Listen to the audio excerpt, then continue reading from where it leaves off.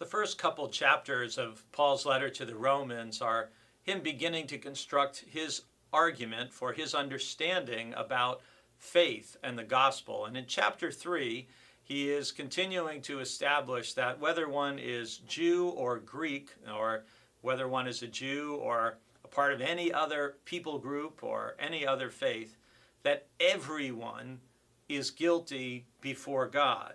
And it doesn't matter whether that is someone who is under the law or known the law of Moses and the prophets.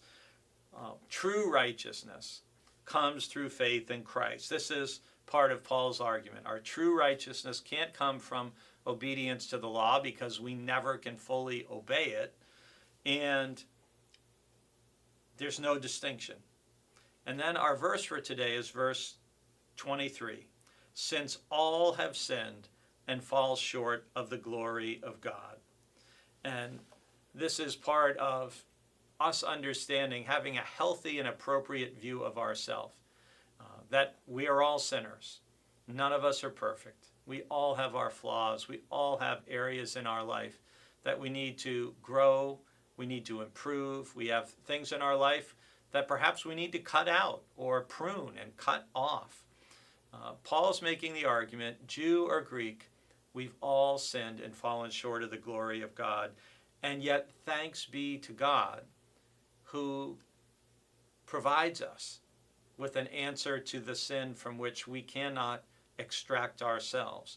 And that is through the sacrifice of atonement by Jesus. And this, he goes on to say, he did this to show his righteousness because in his divine forbearance he has passed over the sins previously committed.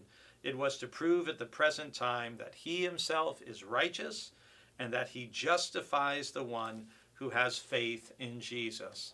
Some of us who are longtime church people know that one way of explaining the Christian theological term justification is that when God looks at us through Jesus and what Jesus has done for us, it is just as if I had never sinned.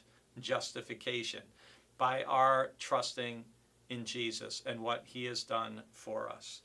So why is this important? Well, it's important in a sense because one of the great sins that we all can be, or at least many of us can be guilty of, I'll say many and not all in case you want to exempt yourself, but many of us can look at other people and say, boy, I'm glad I'm not a bad sinner like that person, whoever that person may be.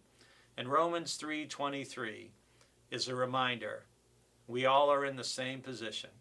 We've all sinned, and we've all fallen short of the glory of God. And we all are dependent upon the gift of righteousness that God provides by faith to all who trust in Jesus.